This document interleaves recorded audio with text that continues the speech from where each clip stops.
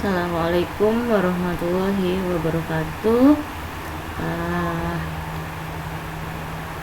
Hari ini kita akan melanjutkan perkuliahan mekanisasi pertanian, pertemuan terakhir ya sebelum UAS. Hari ini adalah pertemuan ke-14. Pertemuan 14 ini kita akan melanjutkan materi dari pertemuan 13 ya.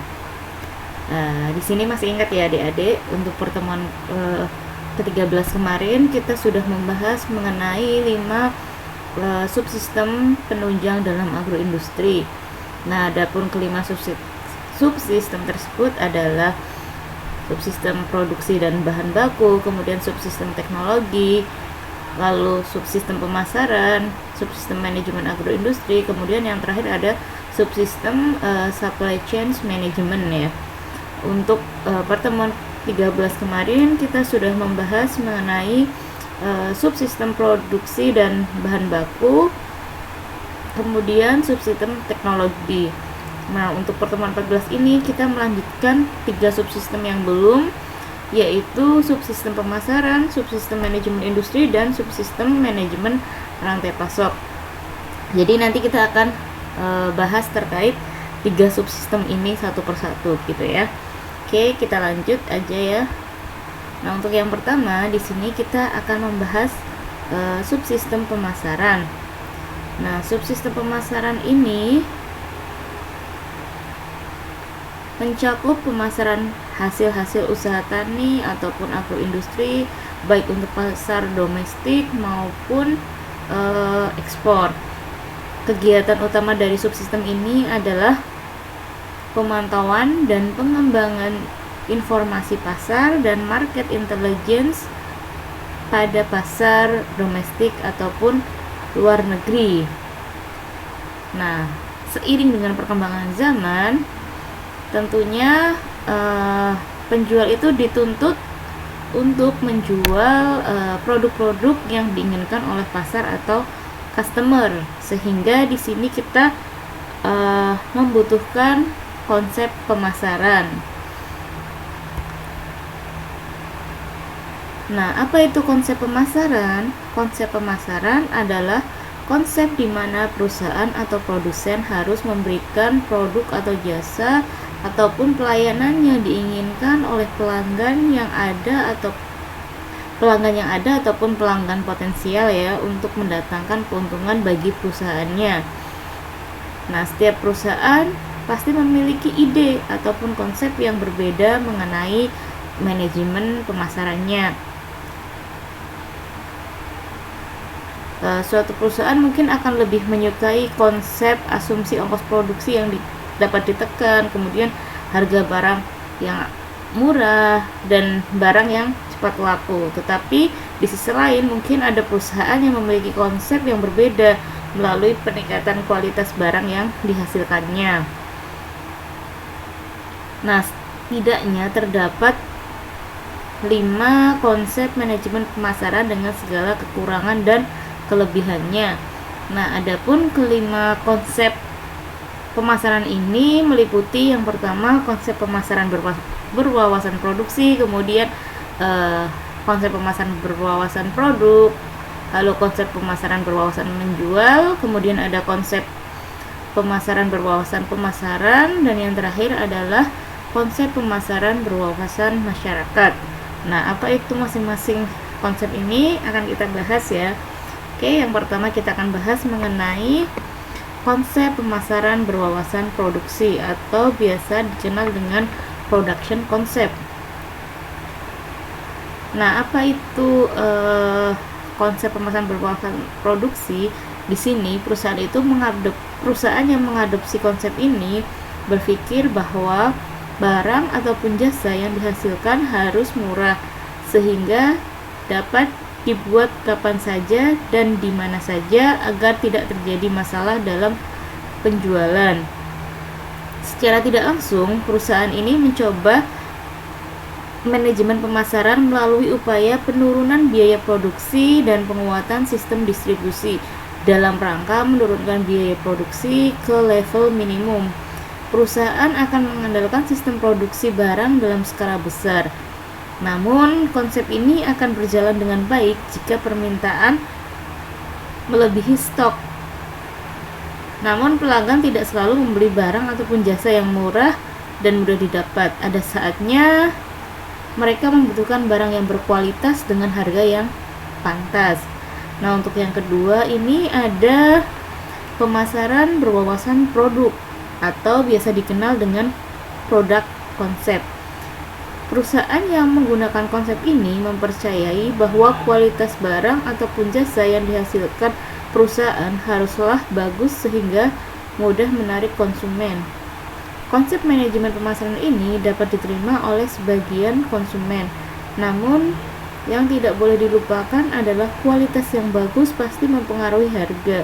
Sedangkan bagi sebagian konsumen, harga yang murah masih menjadi tujuan utama untuk membeli barang. Dan selanjutnya untuk konsep yang ketiga, pemasaran berwawasan menjual atau pemasaran berwawasan penjualan yang biasa dikenal dengan selling concept. Pada konsep ini, perusahaan yang menggunakan konsep ini berpikir bahwa pelanggan itu tidak boleh dibiarkan sendirian.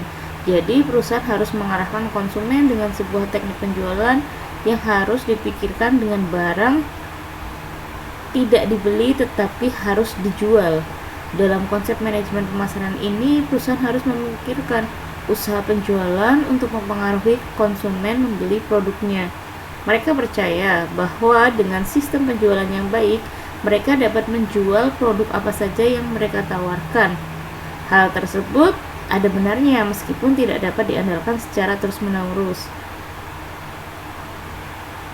Nah, Anda nantinya ketika menggunakan konsep ini dapat meraih hati pelanggan satu kali saat pertama melakukan promosi, tetapi dengan banyaknya kompetitor, pelanggan dapat dengan mudah berpindah produk di kemudian hari. Kemudian untuk yang keempat, ada konsep pemasaran berwawasan pemasaran atau biasa dikenal dengan market concept. Konsep pemasaran disebut juga sebagai konsep marketing. Perbedaannya antara penjualan dan pemasaran yaitu penjualan lebih menekankan kepada produk yang dijual, sedangkan pemasaran lebih tertuju kepada keinginan dan kebutuhan konsumen. Perusahaan yang menggunakan konsep pemasaran menganggap bahwa kepuasan konsumen adalah segalanya, sehingga barang atau jasa yang dihasilkan harus sesuai kebutuhan mereka. Dengan kata lain, perusahaan seperti ini tidak membuat apa yang mereka dapat buat, tetapi membuat apa yang konsumen inginkan. Konsep manajemen pemasaran ini terkesan modern dan dapat bertahan dalam waktu yang cukup lama. Namun, konsep ini hanya bisa dinikmati kalangan tertentu yang memiliki tingkat kesejahteraan yang lebih. Dan untuk konsep yang terakhir adalah konsep pemasaran berwawasan masyarakat atau sosial atau biasa dikenal dengan societal marketing concept. Nah, konsep ini lebih menekankan tidak hanya pada kepuasan konsumen, tetapi juga memperhatikan manfaat bagi orang lain. Sebagai contohnya, jika suatu perusahaan menghasilkan mobil yang rendah bahan bakar tapi menyebabkan polusi, hal ini hanya membuat konsumennya puas, tetapi masyarakat tidak menerima manfaatnya. Perusahaan dengan konsep manajemen pemasaran umum tidak akan menjualnya. Perusahaan dengan konsep ini percaya bahwa sebuah kesuksesan bisnis akan dipengaruhi oleh kepuasan pelanggan dan memiliki dampak yang baik dan dapat diterima masyarakat umum, sehingga konsep ini memungkinkan untuk digunakan dan disukai banyak konsumen. Saat ini sudah banyak perusahaan yang juga mempertimbangkan aspek etika, lingkungan, dan sosial atas aktivitas strategi pemasaran mereka. Nah, itu tadi kelima konsep pemasaran ya. Untuk yang selanjutnya ini adalah utilitas. Nah, utilitas itu merupakan hubungan antara keinginan konsumen dengan nilai atau kegunaan barang ataupun jasa yang dijualnya. Utilitas merupakan jumlah atau manfaat ya yang diperoleh konsumen dari mengkonsumsi barang atau jasanya. Nah, di sini konsumen mencoba untuk menempatkan nilai pada barang atau jasa yang dikonsumsi berdasarkan kepuasan yang akan diperoleh. Misalkan, konsumen ini mencoba untuk memberikan nilai moneter terhadap suatu produk yang dipakainya. Misalkan, si konsumen ini memakai produk A, mereka bisa memberikan nilai moneter pada produk A yang mereka pakai, misalkan senilai Rp5.000. Nah, nilai barang ataupun jasa timbul dari perubahan bentuk, kemudian waktu, tempat, dan kepemilikan. Nah, seberapa besar nilai tersebut ini tergantung pada persepsi dari masing-masing konsumen. Nah, di sini terdapat beberapa utilitas ya, utilitas bentuk, waktu, kemudian tempat ya. Utilitas bentuk, tempat, waktu, dan kepemilikan gitu ya. Nah, misalkan untuk utilitas bentuk ya, barang itu menjadi berharga karena bentuknya. Nah, sebagai contohnya, ketika kayu dirubah menjadi furniture, dia akan memiliki kegunaan yang lebih tinggi. Nah, contohnya lagi bauksit ya, ketika bauksit dirubah menjadi kerangka kendaraan bermotor, dia juga akan menjadi lebih bernilai begitu. Nah, sedangkan untuk tempat ya, misalkan barang atau jasa itu akan menjadi berharga karena berada di lokasi yang tepat gitu ya. Di sini perusahaan sering mengubah daya tarik suatu produk dengan mengubah lokasi fisiknya. Nah, contohnya apartemen ini akan bernilai lebih ketika mereka berada di pusat kota daripada di pedesaan gitu ya. Dengan demikian juga memindahkan dan menjual gandum di pasar itu menjadi lebih berharga daripada menjual di sekitar petani gandum. Kemudian untuk utilitas waktu, barang itu menjadi berharga karena mereka berada di waktu yang berbeda. Sebagai contohnya ya, kita tahu pakaian wool itu akan bermanfaat selama musim dingin daripada musim panas. Nah, dengan demikian permintaan pakaian wool lebih tinggi selama musim dingin tentunya dibandingkan dengan musim-musim yang lain. Nah, demikian juga dengan jas hujan ya. Nah, jas hujan ketika musim hujan itu dirasa lebih berharga daripada saat musim kemarau gitu. Nah, kemudian untuk utility kepemilikan. Nah, kepemilikan di sini berarti bahwa suatu barang yang sama memiliki nilai yang berbeda antar individunya. Nah, contohnya raket ya.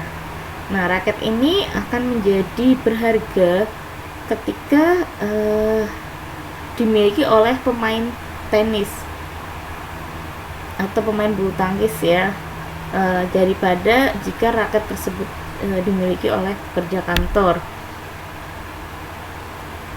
Nah, kemudian truk.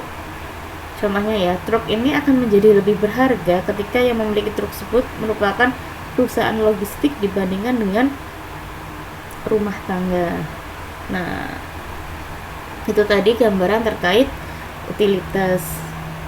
Kemudian ada segmentasi pasar. Apa itu segmentasi pasar?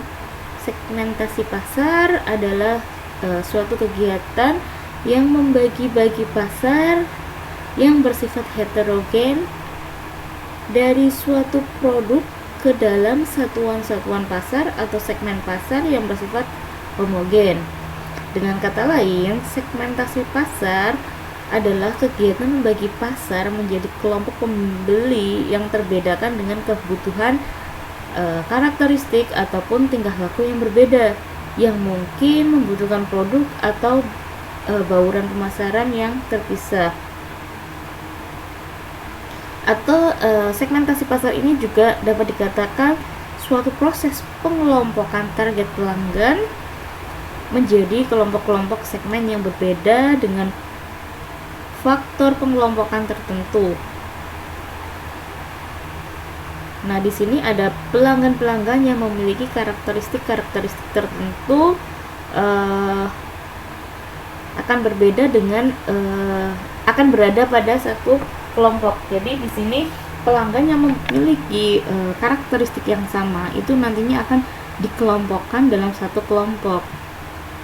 Nah, untuk segmentasi pasar ini, kenapa sih kita perlu melakukan segmentasi pasar? Ya, seperti yang kita ketahui, tidak ada satupun produk di dunia ini yang diinginkan atau dibutuhkan oleh seluruh masyarakat, sehingga segmentasi pelanggan ini dapat membuat pelaku usaha menjadi lebih fokus pada kelompok masyarakat yang berpotensi untuk menjadi pelanggan dan dapat meningkatkan kepuasan pelanggan secara signifikan. Dengan adanya segmentasi ini, pelaku usaha akan dapat lebih mengenal target konsumennya, karena mengenal pasar tersebut, maka pelaku usaha dapat secara lebih fokus merancang strategi pemasaran, termasuk di dalamnya itu menentukan channel komunikasinya yang sesuai dengan segmentasinya gitu.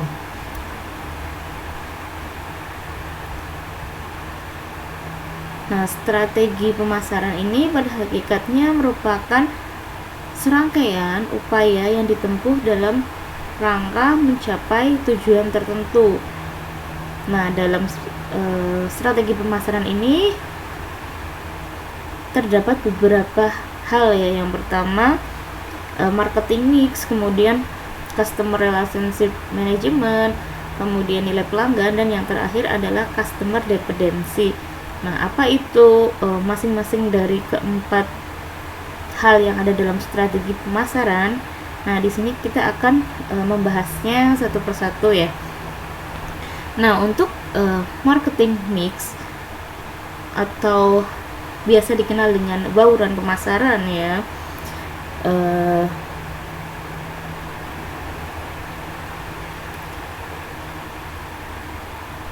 merupakan marketing mix atau bauran pemasaran itu merupakan strategi pemasaran yang dapat menentukan kesuksesan perusahaan dalam mengejar profit ataupun keuntungan yang maksimal. Nah, di sini marketing mix ini merupakan suatu kombinasi yang memberikan hasil maksimal melalui unsur 4P dan 3P.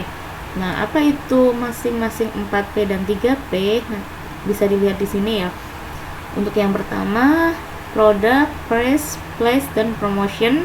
Kemudian untuk yang 3P, people, cycle evidence, dan proses. Nah, di sini marketing mix ini menurut Seth Godin itu ada teori baru untuk penambahan P-nya. Jadi tidak hanya sekedar 4P dan 3P. Seth Godin ini menambahkan 1P, yaitu purple cow. Nah, apa itu masing-masingnya ya? Oke, kita bahas satu persatu dulu ya. Kita bahas dari awal. Yang pertama itu produk, atau dalam bahasa Indonesianya itu produk ya. Nah, secara teori, produk merupakan segala bentuk hasil usaha yang ditawarkan ke pasar untuk digunakan atau dikonsumsi sehingga bisa memenuhi kebutuhan dan keinginan masyarakat. Jika pelaku usaha ingin sukses menjalankan strategi marketing mix, tentunya harus dapat membuat dan menghasilkan produk ataupun jasa dengan kualitas dan keunikan tersendiri. Dengan begitu, produk ataupun jasa secara otomatis dapat meningkatkan daya saing di pasaran. Nah, untuk yang kedua ini ada price, atau dalam bahasa Indonesianya adalah harga. Nah, harga yang dimaksud di sini adalah sejumlah uang yang harus dibayarkan oleh user atau klien untuk mendapatkan produk yang ditawarkan. Dengan kata lain, seseorang akan menggunakan jasa atau membeli produk yang ditawarkan jika pengorbanan yang dikeluarkan, yaitu uang ataupun waktu, sesuai dengan manfaat yang ia inginkan dari produk atau jasa yang ditawarkan oleh perusahaan tersebut. Terkait poin ini, fokus perusahaan adalah bagaimana cara agar dapat membuat pelanggan atau calon pembeli potensial merasa pengeluarannya itu sesuai dengan apa yang dia dapat. Kemudian untuk yang ketiga ini adalah place atau tempat. Nah, konsep ini berfokus pada tempat atau lokasi di mana perusahaan berdiri, di mana semakin strategis tempat bisnis, maka semakin besar juga keuntungan yang akan didapatkan perusahaan tersebut. Dengan lokasi yang strategis, tentunya konsumen atau calon pelanggan dapat lebih mudah menemukan dan menjangkau bisnisnya, sehingga transaksi penjualan lebih mudah terjadi. Nah, kemudian yang keempat tentunya promotion atau promosi. Nah, promosi ini merupakan strategi marketing mix yang berfokus pada masalah promosi bisnis, seperti bagaimana cara memasarkan produknya, kemudian media apa yang digunakan, dan sebagainya. Nah, promosi merupakan salah satu strategi marketing mix yang memiliki tujuan. Yang pertama, mengidentifikasi dan menarik konsumen baru. Yang kedua, mengkomunikasikan produk baru. Kemudian yang ketiga, meningkatkan jumlah konsumen untuk produk yang telah dikenal secara luas. Yang keempat, menginformasikan kepada konsumen tentang peningkatan kualitas produk. Kemudian yang kelima, mengajak konsumen untuk mendatangi tempat penjualan produk. Yang keenam, tentunya memotivasi konsumen agar memilih atau membeli suatu produk.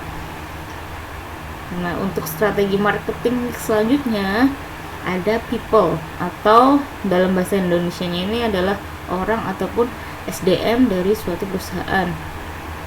Tentunya faktor sumber daya manusia sangat menentukan maju atau tidaknya perusahaan.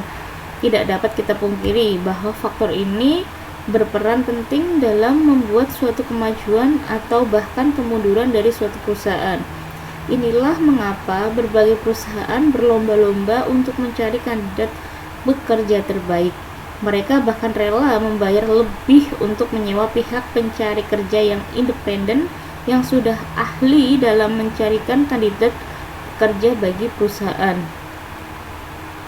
Pertanyaan-pertanyaan terkait apakah karyawan tersebut memiliki performansi yang tinggi atau sebaliknya, apakah karyawan tersebut loyal atau sebaliknya, apakah karyawan tersebut mampu melayani konsumen dengan baik atau sebaliknya, akan ikut membantu kesuksesan sebuah perusahaan jasa di pasaran. Faktor penting lainnya dalam SDM adalah attitude dan motivasi dari karyawan tentunya dalam suatu industri jasa. Nah, attitude dapat diaplikasikan dalam berbagai bentuk seperti penampilan karyawan, suara dalam berbicara, body language, kemudian ekspresi wajah dan tutur katanya. Sedangkan motivasi akan menentukan sejauh apa karyawan ingin atau menyukai pekerjaan yang dilakukannya. Nah, kemudian yang keenam itu ada physical evidence atau penampilan fisik. Nah, tampilan fisik ini bisa meliputi tampilan fisik dari tempat usaha yang bisa menjelaskan bagaimana sih penataan bangunan dari suatu perusahaannya, kemudian apakah perusahaan menggunakan interior yang unik, lighting, sistem yang menarik, kemudian desain ruangan yang menarik perhatian dan sebagainya. Perusahaan tentu akan menyadari bahwa penataan bangunan dari suatu perusahaan tentunya akan mempengaruhi mood pengunjung. Nah, desain interior yang terkesan berantakan tentunya akan membuat konsumen merasa agak sedikit tidak nyaman ya dengan keadaan di perusahaan tersebut. Sehingga bangunan harus dapat menciptakan suasana yang menyenangkan sehingga memberikan pengalaman kepada pengunjung dan dapat memberikan nilai tambah tentunya untuk tempat usahanya sendiri. Nah, selain dari tampilan fisik tempat usaha, tentunya adalah tampilan dari produk ataupun kemasan dari produknya ya. Di sini harus bisa menarik hati dari konsumen ataupun calon konsumennya gitu. Kemudian yang terakhir dari 4P dan 3P ini adalah proses. Proses di sini mencakup bagaimana cara perusahaan melayani permintaan tiap konsumennya, mulai dari konsumen memesan order hingga akhirnya mereka mendapatkan apa yang mereka inginkan. Beberapa perusahaan tertentu biasanya memiliki cara yang unik atau khusus dalam melayani konsumennya. Seperti halnya di suatu restoran ya, ada beberapa restoran yang memberikan fasilitas seperti open kitchen gitu ya, dimana konsumen bisa melihat langsung setiap proses pembuatan makanan yang mereka pesan. Nah, ini tentunya merupakan salah satu tawaran yang menarik gitu ya, yang bisa menarik simpati atau menarik minat konsumen untuk membeli produknya tentunya. Nah, di sini selain tadi 4P dan 3P itu ada 1P lagi ya, teori 1P lagi yang disebutkan oleh Seth Godin ya. Nah, yaitu Parapluco. Apa itu Parapluco? Nah, atau yang biasa dikenal dengan tips marketing sapi ungu gitu ya. Ada apa dengan sapi gitu ya. Nah, di dalam tips marketing Parapluco ini produk yang kita hasilkan ya, selain berkualitas harus sensasional gitu. Jadi Seth Godin ini menekankan bahwa ketika kita memproduksi produk gitu ya, yang pertama kan tentunya harus berkualitas. Nah, selain berkualitas itu produk yang diproduksi itu harus sensasional begitu. Seperti sapi ya. Nah, sapi kan biasanya berguna memberikan susu atau daging gitu ya. Tapi dari banyak sapi, produk kita agar membedakan dengan sapi-sapi yang lain gitu ya, kita harus mampu menjadi seekor sapi yang ungu gitu, sapi yang dapat menarik perhatian orang gitu, sehingga produk kita bukan hanya unik tetapi mencolok gitu ya. Setiap sapi memang berbeda. Nah, dengan adanya sapi ungu ini ya, nantinya bisa diharapkan ya, atau Parapluco ini diharapkan bisa memukau siapapun yang melihatnya gitu, dan yang melihatnya itu akan membicarakannya dan membuat sapi ungu ini menjadi terkenal dan mengemuka dibandingkan dengan sapi-sapi yang lain, sehingga bisa memenangkan persaingan. Nah, maka dari itu si Seth Godin ini menambahkan 1P dalam strategi marketingnya begitu.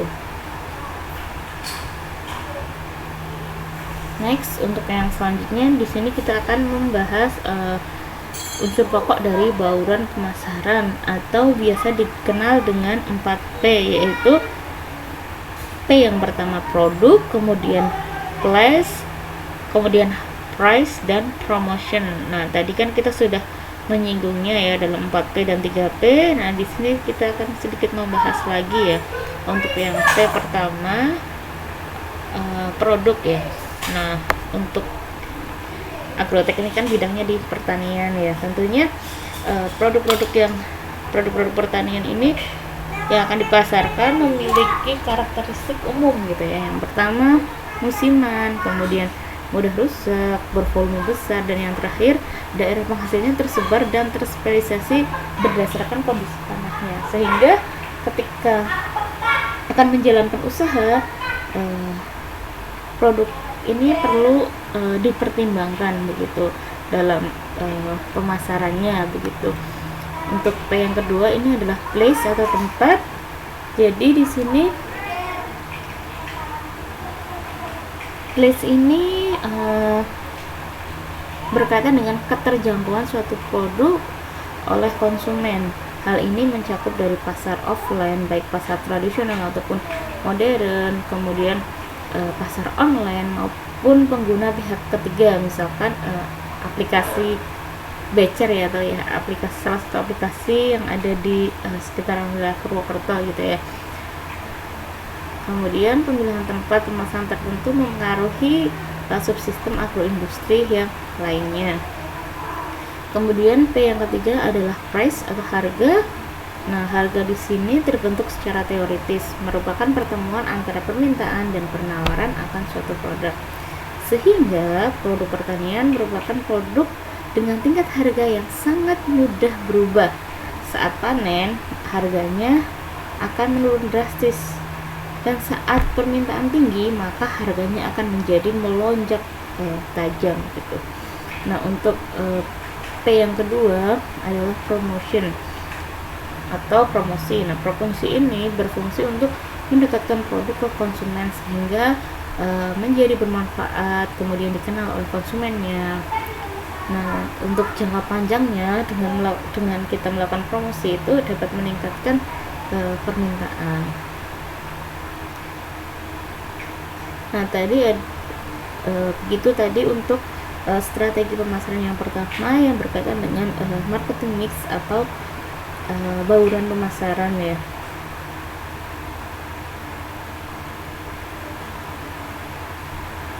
Nah, untuk yang selanjutnya kita akan membahas mengenai Customer Relationship Management atau CRM. Nah, CRM ini merupakan suatu proses dalam mendapatkan, kemudian mempertahankan, dan meningkatkan pelanggan yang menguntungkan. Tentunya CRM ini bertujuan untuk menciptakan nilai pelanggan sehingga pelanggan puas dan memaksimalkan keuntungan bagi perusahaan, memperoleh keuntungan bersaing, memperhatikan mutu produk agar dapat memberikan kepuasan prima bagi pelanggan gitu. Nah, untuk CRM sendiri merupakan strategi bisnis pada perusahaan ya yang dirancang untuk meningkatkan tadi ya pendapatan dan profitabilitas, kemudian mengurangi biaya serta meningkatkan loyalitas pelanggan tadi. Nah, untuk CRM ini ada 3 ya. Yang pertama continue marketing, kemudian one to one marketing, kemudian yang terakhir ada partnering atau co-marketing. Nah, apa itu continue marketing? Nah, continue marketing ini merupakan program yang biasanya ini berbentuk seperti kartu keanggotaan dan juga kartu loyalitas ya, dimana konsumen sering diberi penghargaan yang dapat berupa layanan khusus secara individu, kemudian poin untuk upgrade, diskon, ataupun pembelian silang.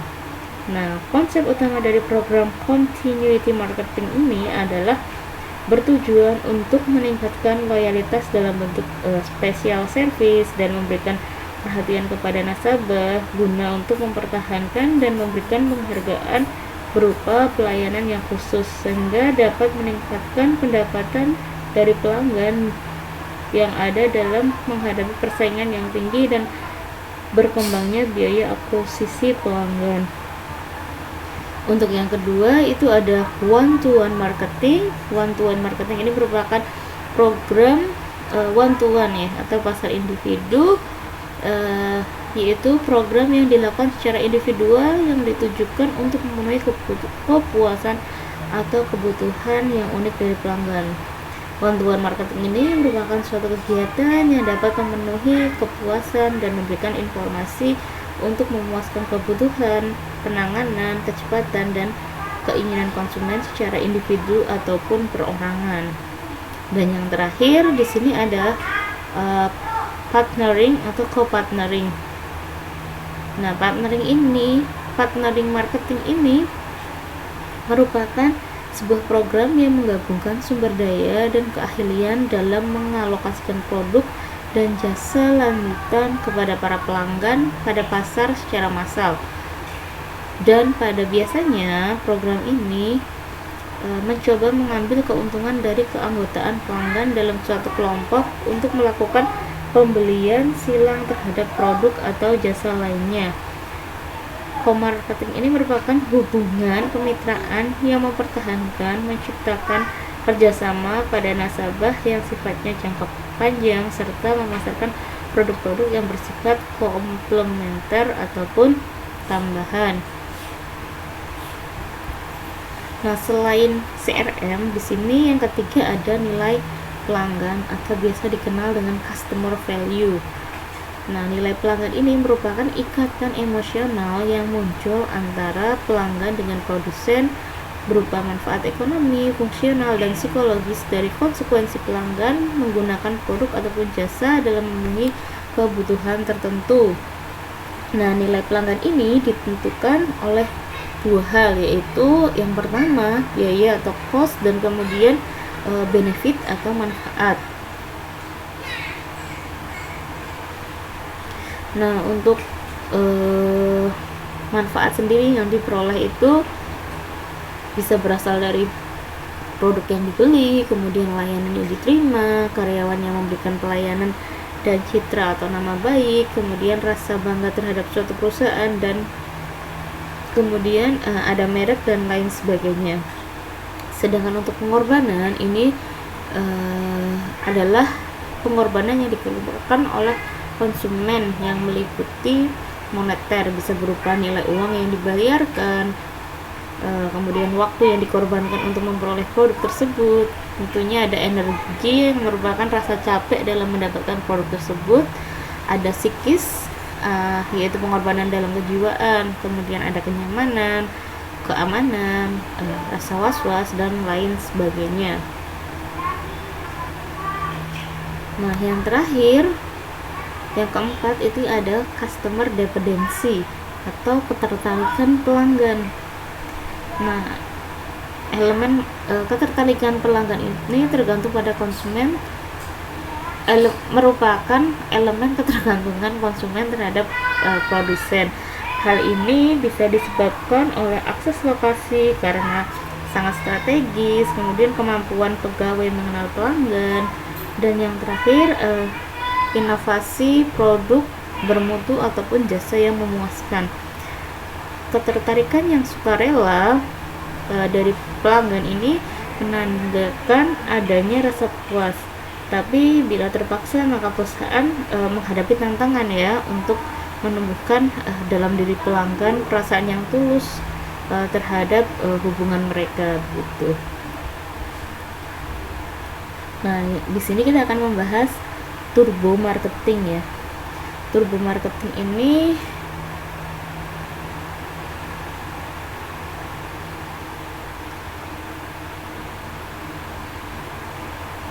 bisa dilakukan perusahaan ya untuk mengungguli saingannya ya.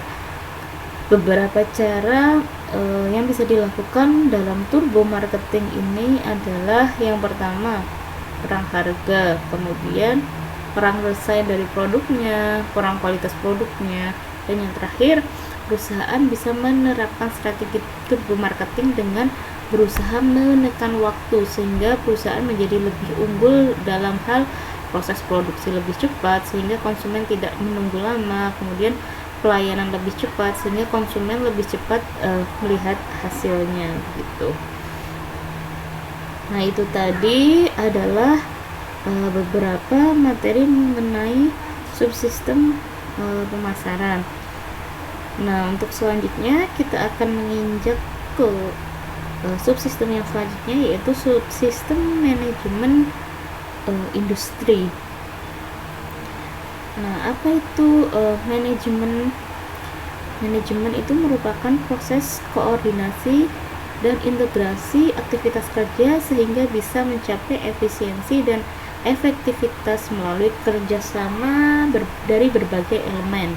Nah, di sini kan kita ada kata efisiensi dan efektivitas ya. Apa itu efisiensi dan apa itu efektivitas? Nah, efisiensi ini merupakan hubungan antara input dan output serta tujuan agar meminimasi biaya sumber daya. Jadi efisiensi ini mengharuskan seseorang untuk menyelesaikan suatu pekerjaan secara hemat, cepat, selamat, dan tepat waktu, di mana juga mengharuskan seseorang bekerja secara maksimal tanpa perlu mengeluarkan banyak biaya. Pekerjaan efisien sendiri dapat dilakukan dengan mengevaluasi, membuat perbandingan antara masukan dan pengeluaran yang diterima. Nah, efisien di sini berarti mencari cara terbaik untuk mencapai suatu tujuan. Nah, yang kedua ini adalah efektivitas. Efektivitas ini berkaitan dengan pencapaian tujuan. Jadi, efektif merupakan sebuah usaha untuk mendapatkan tujuan, hasil ataupun target yang diharapkan dengan waktu yang telah ditetapkan terlebih dahulu tanpa memperdulikan biaya yang harus atau yang sudah dikeluarkan. Pekerjaan efektif di sini berhubungan dengan perencanaan, penjadwalan, dan pengeksekusian keputusan yang tepat guna. Suatu pekerjaan dapat dikatakan efektif tentunya jika tujuan yang telah ditetapkan sebelumnya itu berhasil untuk dicapai begitu. Jadi di sini kalau efektivitas itu berkaitan dengan waktu, sedangkan efisien itu dari segi biaya begitu. Nah, dalam manajemen ini terdapat beberapa unsur yang diatur ya dalam manajemen industri ini. Unsur tersebut biasa dikenal dengan 6M ya. M yang pertama ada man, kemudian mesin, method, material, money, dan market. Nah, di sini kita bahas satu persatu ya. Yang pertama adalah man. Man di sini merujuk pada manusia sebagai tenaga kerja. Nah, man atau manusia ini dalam manajemen biasa disebut dengan sumber daya manusia yang merupakan faktor yang paling penting dan yang paling menentukan. Nah, manusia tentunya memiliki keinginan, manusia juga merancang tujuan, manusia yang menetapkan tujuan, dan manusialah yang menjalankan proses produksi di suatu industri gitu ya. Nah, kemudian yang kedua ini ada mesin. Nah, mesin ini merujuk pada mesin sebagai fasilitas atau alat penunjang kegiatan perusahaan baik operasional ataupun non-operasional. Saat ini mesin menjadi sebagai pembantu manusia dalam menyelesaikan pekerjaan-pekerjaannya ya. Yang dulunya pekerjaan-pekerjaan itu hanya dikerjakan dengan tenaga manusia, sekarang menjadi terbantu dengan adanya mesin. Nah, perkembangan dan kemajuan teknologi ini telah menyebabkan penggunaan mesin yang makin dominan dalam segala bidang, baik untuk produksi, pengangkutan, ataupun lain sebagainya. Nah, mesin ini dirasa sangat bermanfaat sekali ya bagi industri. Kenapa? Karena mesin ini bisa memangkas waktu dalam proses produksi, sehingga proses produksi ini menjadi lebih cepat, lebih efisien, dan output yang dihasilkan bisa lebih banyak jika dibandingkan dengan menggunakan tenaga manusia.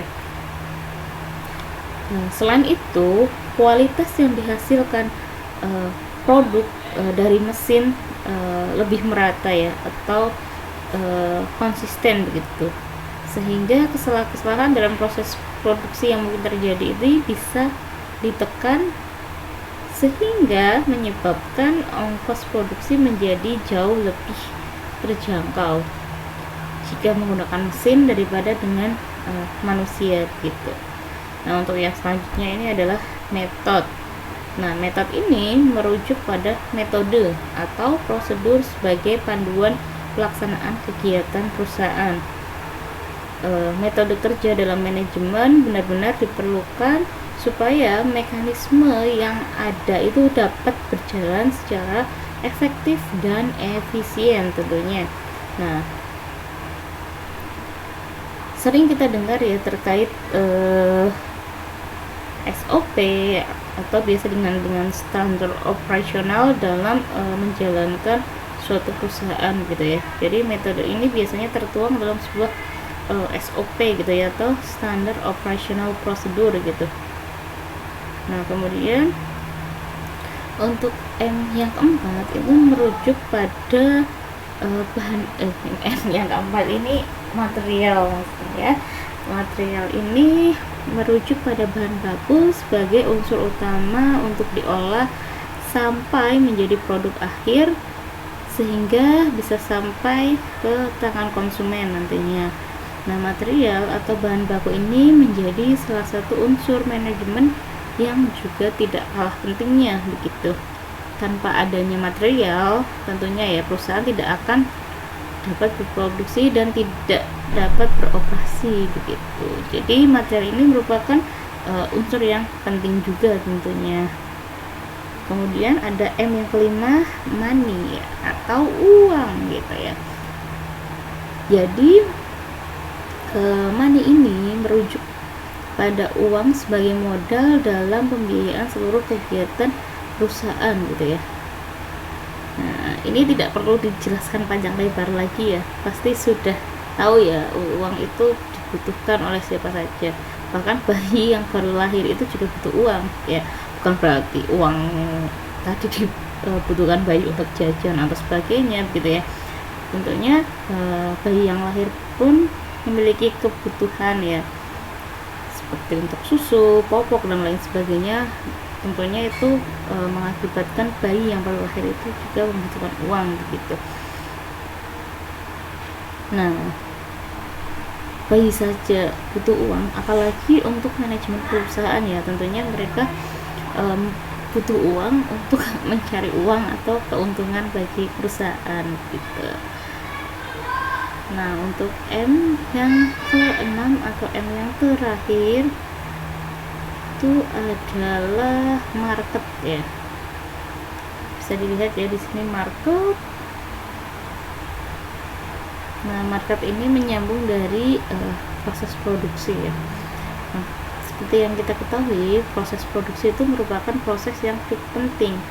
Namun, apabila barang ataupun jasa yang dihasilkan melalui proses produksi tadi tidak terserap dengan baik oleh pasar atau bisa dikatakan tidak laku dijual ya, maka proses produksi tersebut bisa berhenti dan akan mendapatkan hasil yang tidak maksimal gitu, tidak akan mendapatkan hasil yang maksimal gitu ya. Tentunya di sini pasar merupakan unsur manajemen yang sifatnya sangat strategis gitu. Jadi penguasaan pasar dalam arti menyebarkan dominasi hasil produksi bisa jadi merupakan satu faktor yang menentukan dalam perusahaan, karena pasar merupakan sumber utama bagi sebuah perusahaan dalam memperoleh pendapatan gitu ya. Permasalahan lain adalah bagaimana cara mempertahankan pasar yang telah dikuasai di ranah kompetitor. Jadi di sini perusahaan itu perlu mendalami ya masalah pasar gitu ya, bagaimana strategi pemasaran yang baik, bagaimana kualitas dan kuantitas produk dan harga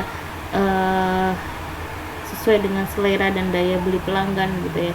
Jadi setiap perusahaan nanti butuh atau perlu mendalami hal tersebut gitu agar dapat membantu dalam manajemen industrinya begitu.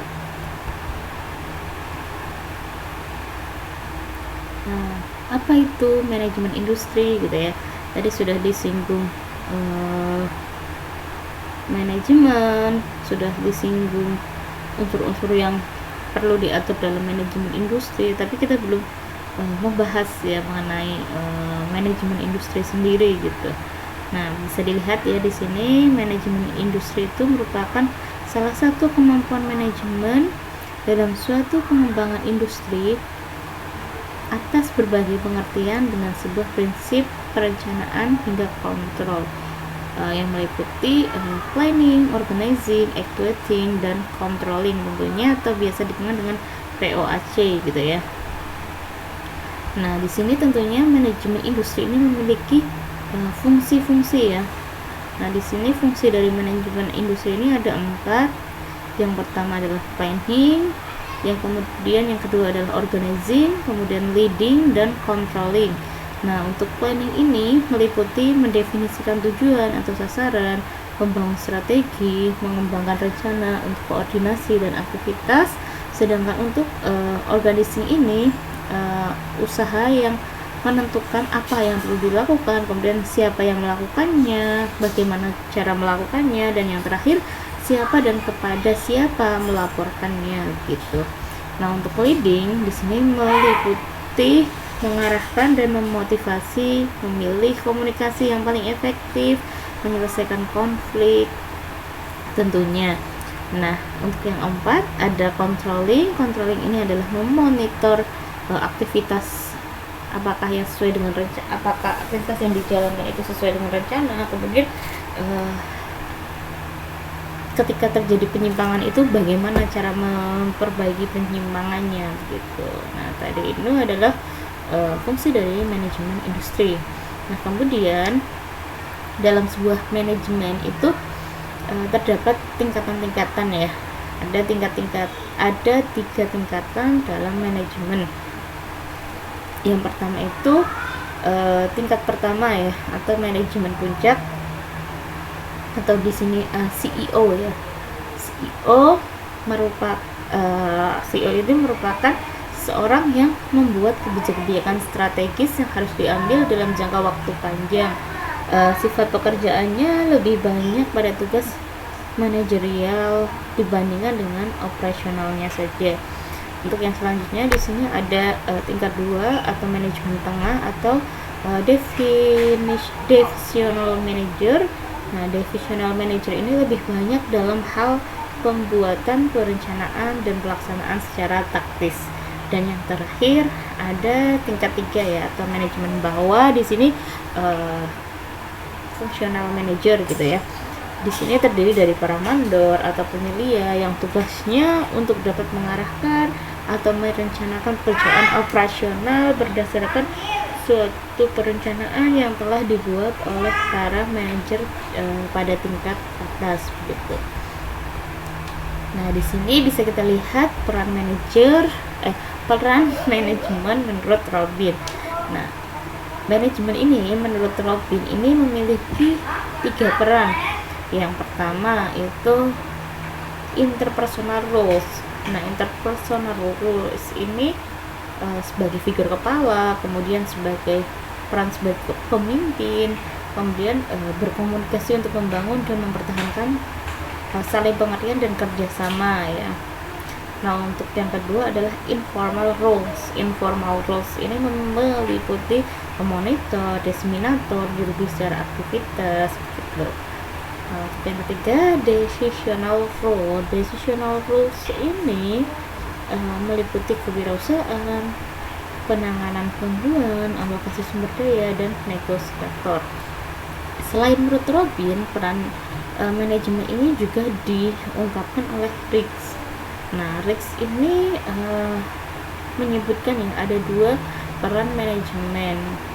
Yang pertama itu koordinasi agar aktivitas yang dijalankan itu efektif. Nah, adapun tahapannya meliputi komunikasi, pengertian, hubungan sesama manusia, kerjasama, dan yang terakhir adanya koordinasi begitu.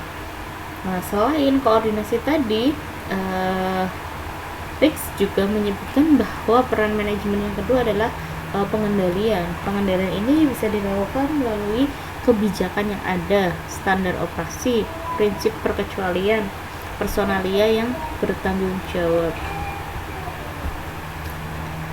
Nah, selain peran, di sini kita juga akan membahas manajemen industri atau cakupan dari manajemen industri.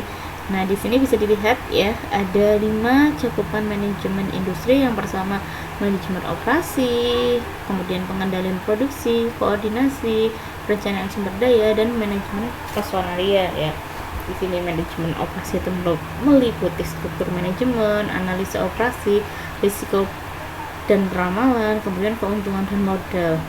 Sedangkan untuk pengendalian produksi ini meliputi aliran produk, aliran bahan, pengendalian kualitas, Sedangkan untuk koordinasi meliputi pemasaran dan pengendalian internal. Kemudian untuk perencanaan sumber daya meliputi riset dan pengembangan fasilitas fisik, perencanaan produksi, dan produktivitas tentunya. Dan yang terakhir, manajemen personalia ini meliputi penarikan dan pelatihan, hubungan industrial, job dan pengkajian, dan yang terakhir motivasi. Nah, di sini kita akan masuk subsistem yang terakhir ya dalam manajemen industri. Di sini ada subsistem manajemen rantai pasok atau biasa dikenal dengan supply chain management ya, atau biasa disebut dengan SCM gitu ya. Secara umum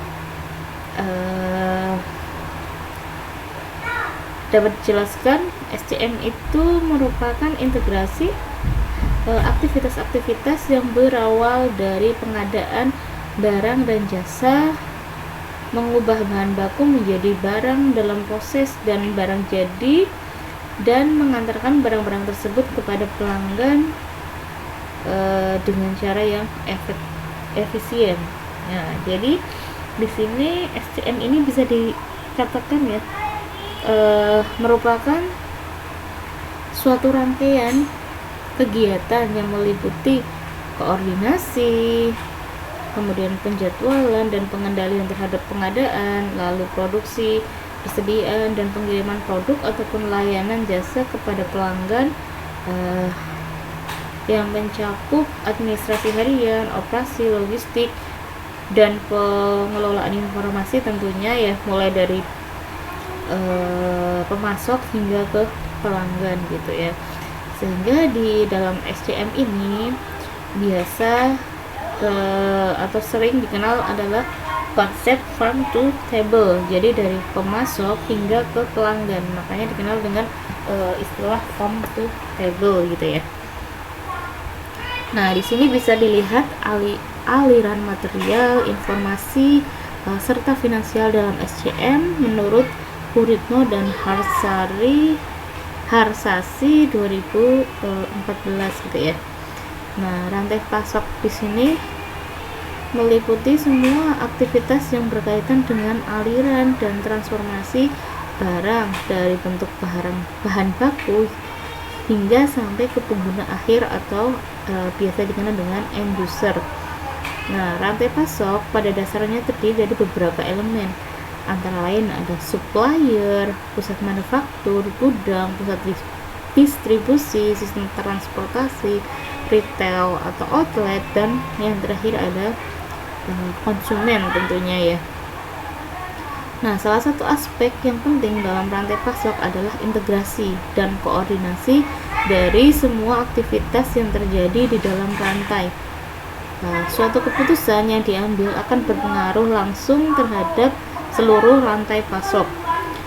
Suatu perusahaan harus mengelola rantai pasok sebagai suatu entitas.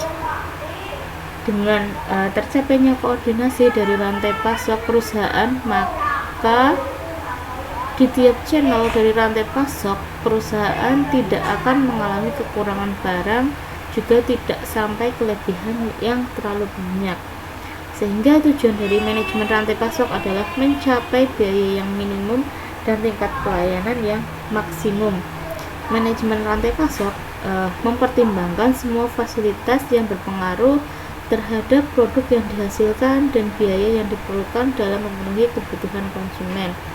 Aktivitas-aktivitas tersebut meliputi pembelian dan outsourcing aktiviti tambahan ya, dengan fungsi-fungsi lain yang akan meningkatkan hubungan antara pemasok dan distributor gitu.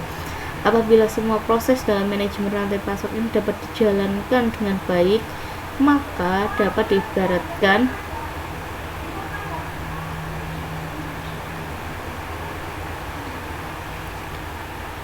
kita melihat sebuah permata yang penuh dengan cahaya yang enak untuk dipandang. Namun segalanya itu dapat berubah menjadi tidak enak dipandang seandainya mekanisme yang diharapkan untuk dijalankan tidak bisa berjalan dengan baik dan sesuai dengan rencana. Misalnya saja adanya kekurangan pasokan bahan baku pada saat diperlukan untuk produksi ya. Oleh karena itu pimpinan perusahaan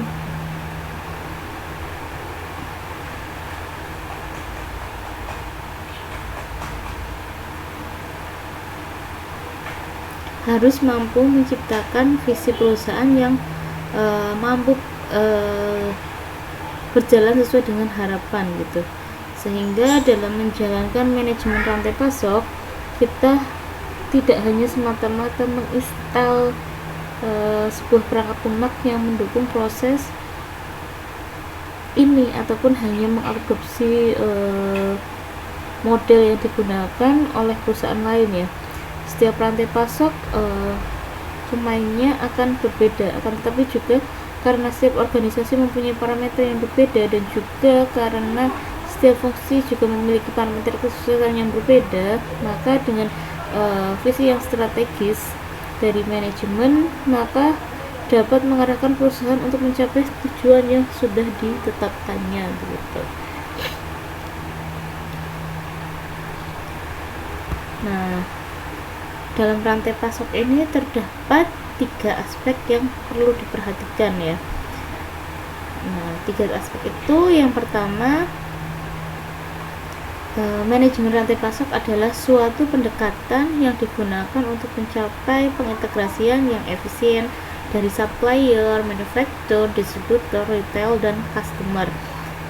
Di sini artinya barang yang diproduksi dalam jumlah yang tepat, pada saat yang tepat, dan pada tempat yang tepat dengan tujuan mencapai biaya dari sistem secara keseluruhan yang minimum dan juga mencapai tingkat pelayanan yang diinginkan.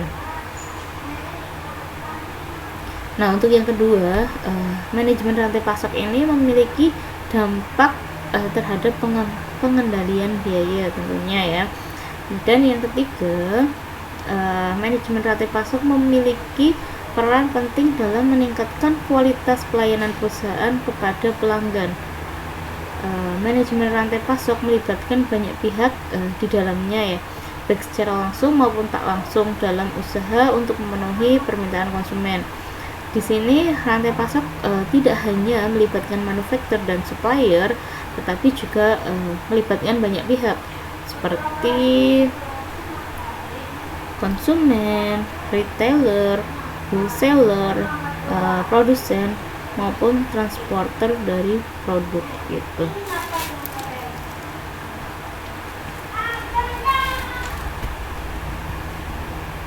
Nah, di sini dapat kita lihat ya, dalam SCM ini terdapat beberapa jenis persediaan ya. Ada 4 persediaan. Yang pertama bahan baku, kemudian ada bahan setengah jadi, ada bahan komoditas, dan yang terakhir adalah bahan proyek. Nah, untuk bahan baku atau biasa dikenal dengan raw material, di sini merupakan mata rantai pertama ada di pabrik pembuatan bahan baku ini, dan mata rantai terakhir ada di pabrik pembuatan produk akhir atau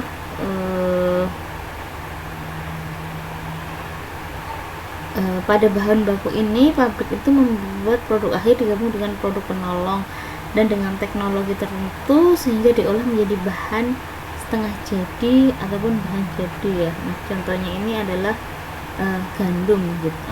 Nah, untuk yang kedua, bahan setengah jadi ini merupakan permulaan mata rantai yang ada di pabrik pembuatan bahan jadi. Bahan setengah jadi adalah bahan yang berasal dari proses bahan baku.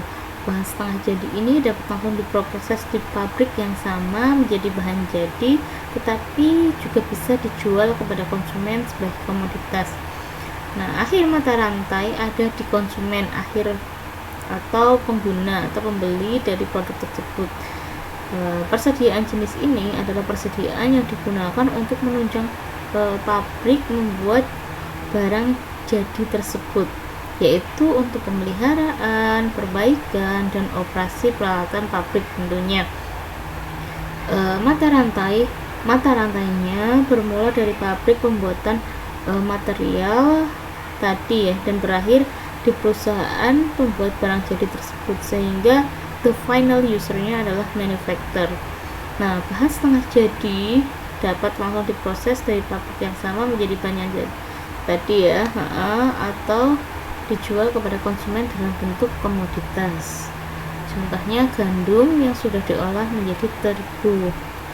Nah, kemudian untuk bahan komoditas ini merupakan barang yang dibeli oleh perusahaan tertentu, bisa dalam bentuk yang barang jadi ataupun barang yang diperdagangkan ya, dalam artian dijual kembali ke konsumennya begitu. Nah, contohnya adalah komoditas gula nastar.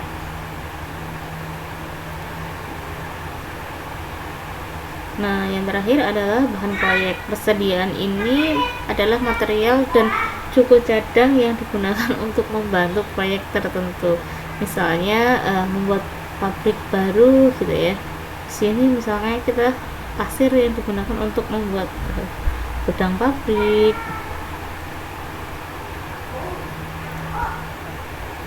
Nah, dalam SCM ini terdapat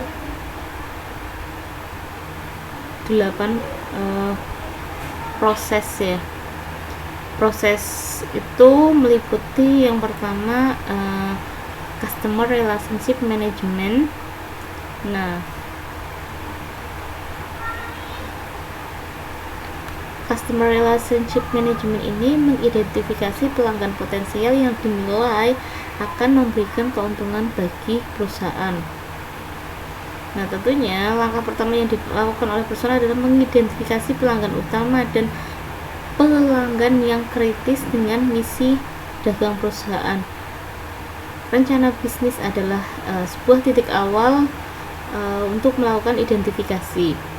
Di sini tim pelayanan pelanggan atau customer service membuat dan melaksanakan program-program bersama. Persetujuan produk dan jasa ditetapkan pada tingkat kinerja tertentu untuk memenuhi kebutuhan pelanggan. Untuk pelanggan baru dikembangkan komunikasi dan prediksi yang lebih baik atas permintaan pelanggan. Lalu tim customer service bekerja sama dengan pelanggan mengidentifikasi dan menghilangkan sumber-sumber variabilitas demand. Terakhir, para manajer mempelajari evaluasi tersebut untuk menganalisis pelayanan seperti apa yang akan diberikan pada pelanggan tersebut, juga keuntungan yang diperoleh. Nah, untuk yang kedua di sini adalah Customer Service Management atau CSM. Nah, ini berkaitan terkait informasi tepat waktu bagi pelanggan untuk memperlancar pelaksanaan pengiriman bahan. Nah, sumber tunggal informasi pelanggan yang mengurus persetujuan produk dan jasa. Customer service ini memberitahukan pelanggan informasi mengenai tanggal pengiriman dan ketersediaan produk berdasarkan informasi dari bagian produksi dan distribusi tentunya. Pelayanan setelah penjual juga perlu untuk dilakukan ya. Intinya harus secara efisien membantu pelanggan dan mengenai aplikasi dan rekomendasi dari produknya gitu. Nah, untuk yang ketiga adalah demand management.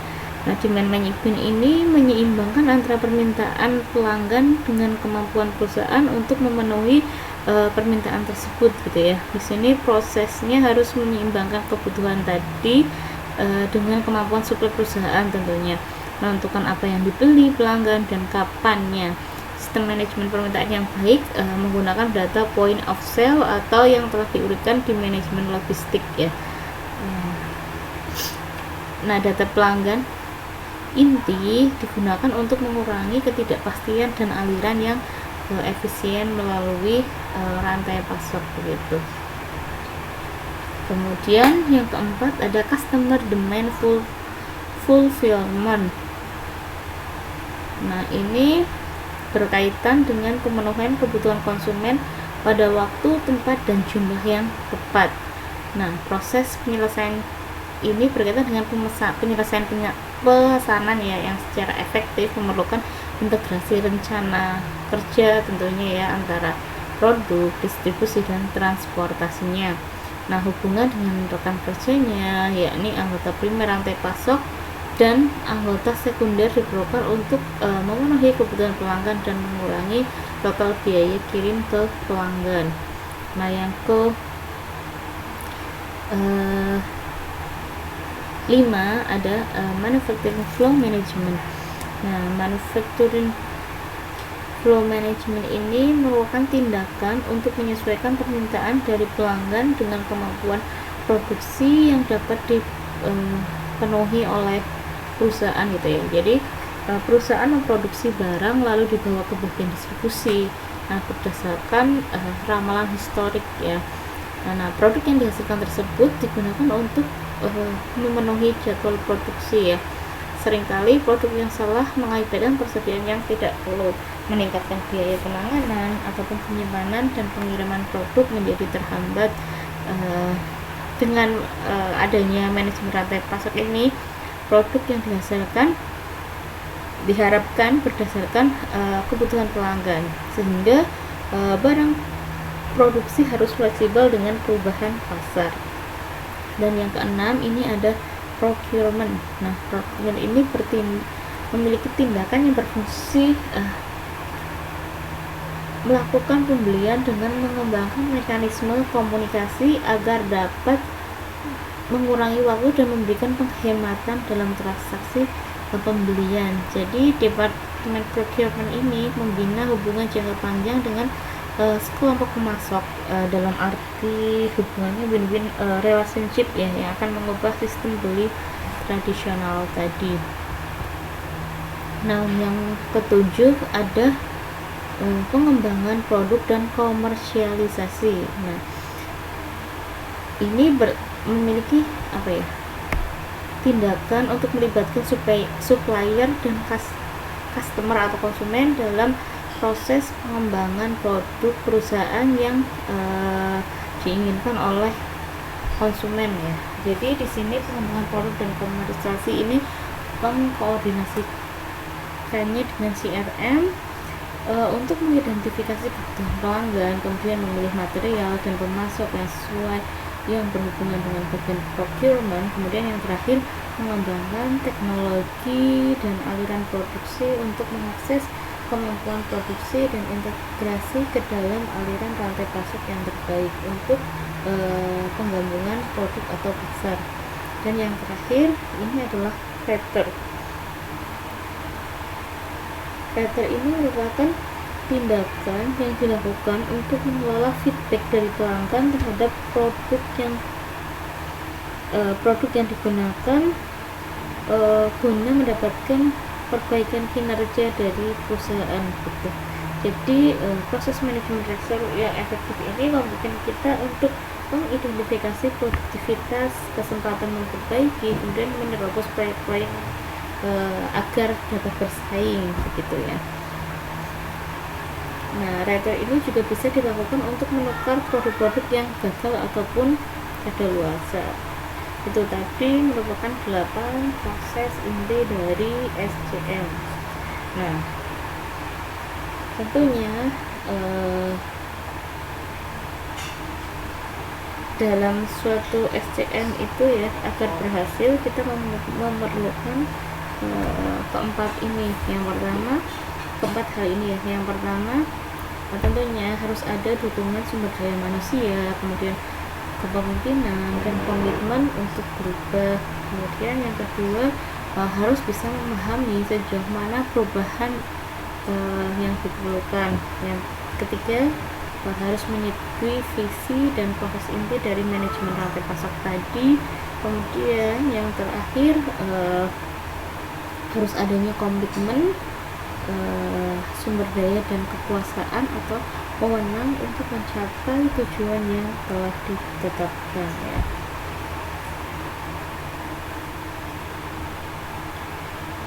Oke, itu tadi penjelasan mengenai tiga subsistem penunjang dari agroindustri ya, mulai dari subsistem pemasaran, manajemen agroindustri, kemudian subsistem supply chain management ya. Materi itu menutup akhir dari perkuliahan mekanisasi pertanian untuk untuk semester ganjil tahun ajaran 2020-2021. Untuk selanjutnya ya, minggu depan itu sudah memasuki UAS ya. Tentunya silahkan adik-adik untuk mempersiapkan UASnya dengan baik melalui belajar gitu. Saya harap dengan video penjelasan ini dapat membantu adik-adik dalam memahami materi mekanisasi pertanian ini ya, untuk lab sistem informasi manajemen industri pertanian ya.